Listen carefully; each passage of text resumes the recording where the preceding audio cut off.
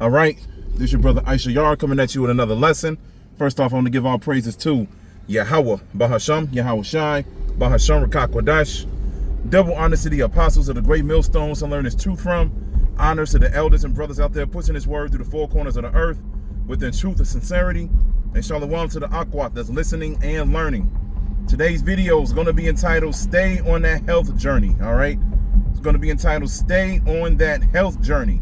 Now, I got inspired to do this lesson because I was listening to Apostle Gabar's video that came out about a week ago, and he was going into how he prepares his aloe vera and how he uses that every day, you know, for all kind of beneficial health reasons.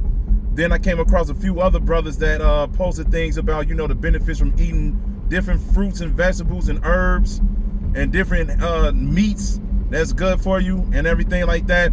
And I was like, okay, the spirit is going back around to remind us to stay on that health journey, to make sure that we take care of ourselves, because the Most High gave us a responsibility to take care of these bodies that he gave us. All right, he created these bodies. Now it's our responsibility to take care of them. All right. And so when I saw those posts, I was like, you know what, let me put my spiritual 2 cents in real quick, because right now I'm on the same journey as well. I've been getting back consistent as far as, you know, working out and everything like that. And you already know what the scriptures say about working out.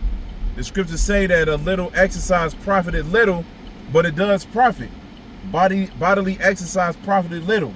All right, but it does profit, because we already know the main profit that's going to help us out is standing in his truth. All right, that's a true health right there.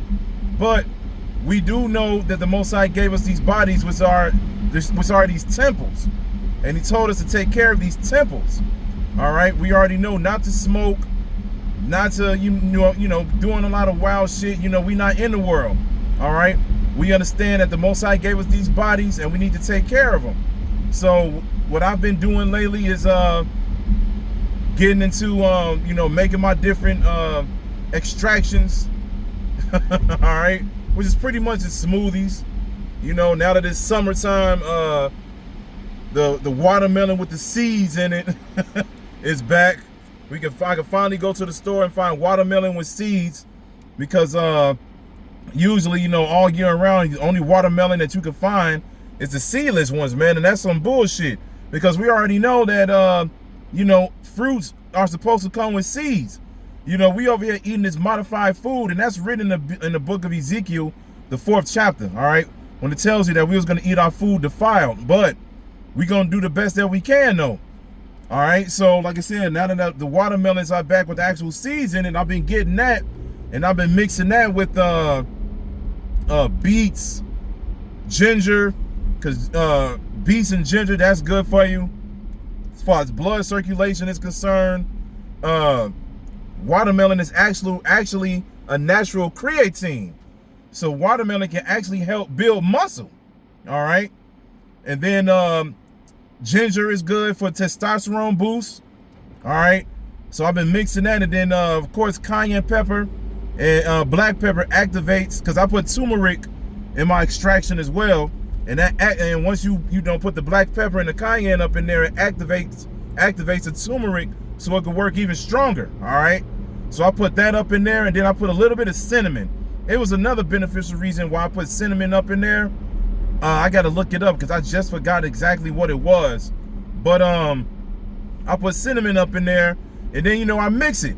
You know, I got a little thing where, you know, a little tiny blender, blend it all up, and I eat it like in the middle of the day. I mean, drink it in the middle of the day, every single day. All right. Then, you know, you got the certain meats that's good for you, like the fatty cuts of the salmon. All right, you get those. That's good for protein. That's good for a lot of things, actually. All right.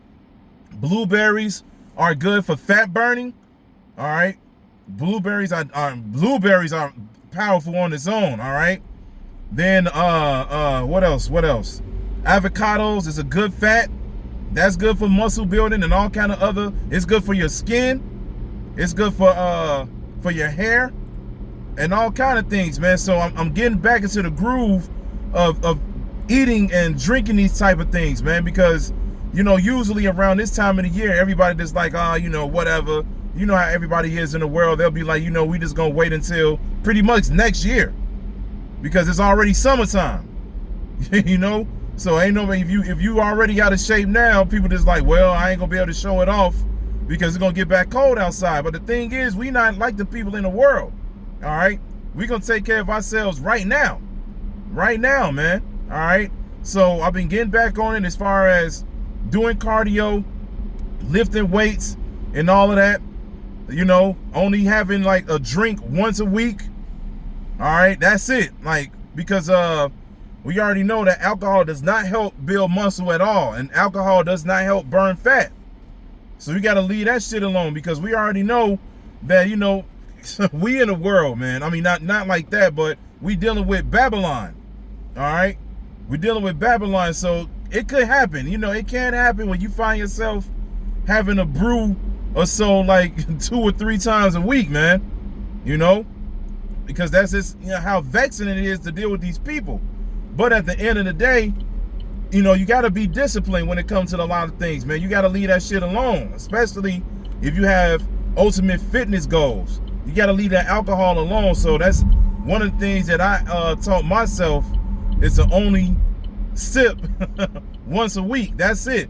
And I usually do it on, you know, my off day, my very first off day out of the week, because that's the day where I know that I can get lit. I can get lit, and then I ain't got to worry about waking up the next morning because I ain't got to go to work. All right. But outside of that, it's right back to it as far as, you know, like I said, exercising, doing what I'm supposed to do, you know, doing an intermittent fasting, because you already know what the scriptures say about fasting. All right. Fasting brings you closer to Yahweh B'Shem Yahweh Shai. All right.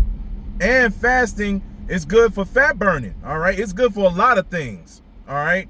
So I've been doing a lot of intermittent fasting, and then I want to build up to the point where, you know, you do a full dry fast. I want to start doing that once a week, because I used to do that, you know, a couple of years ago. Every week I would do a dry fast once a week, man. All right, because that's definitely one of the things you want to do. You want to afflict your spirit to show the Most High that you believe. All right, when you read the book of Tobit, it speaks about alms, fasting, and prayer. All right, those 3 things go hand in hand. All right, those three things are the greatest tag team out there. All right, so that's those are 3 things that you should be practicing the most. And you know, the scriptures tell you that don't speak on things if you're not practicing it yourself. It's that the scriptures tell you about if you still have a beam in your eye, you can't be telling people, you know, to get the beam out of their eye. You know, roughly paraphrasing. All right, you gotta practice this yourself before you can give advice, so you won't go out there and be a hypocrite. So that's why, you know, I was like, okay, the spirit was like, you know, putting the Most High was putting the spirit back on brothers to speak about their health journeys, and I've been getting back on it myself.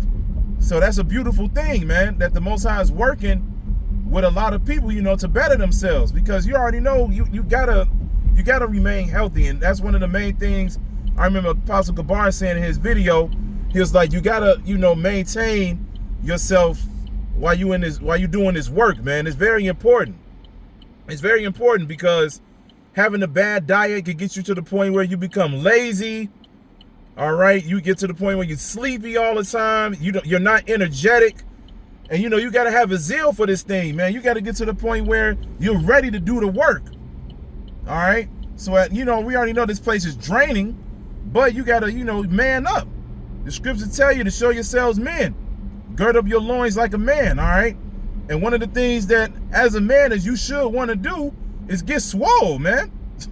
Get swole, be healthy, be the best that you can possibly be. All right.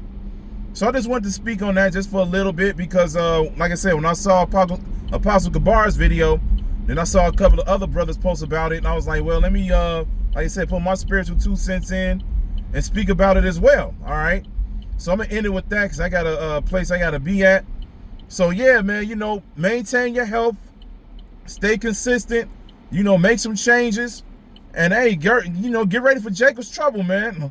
You know, we already know that the Most High, you know, he can save you and protect you no matter what type of shape you're in. But, you know, thinking about it realistically, You don't want to be out there in Jacob's trouble sluggish, man. We're going to be on the move all the time. The scriptures say we're going to be as pilgrims on the earth. We're going to be moving from place to place. So, you know, get your body right, remain healthy, eat right, and most of all, just keep praying to Yahweh B'Hashem Yahushai. So I hope this is edifying. So with that, I'm going to say, call Halayim Yahweh B'Hashem Yahushai B'Hashem Rachaa Kodash. Double honors to the apostles of the great millstones to learn his truth from. Honors to the elders and brothers out there pushing his word to the four corners of the earth within truth and sincerity. And shalom to the Akwat that's listening and learning. And Yahweh Ratazah, I'll be back with another lesson. Keep pushing, Yasharala. Keep pushing. We almost out of here. Shalom.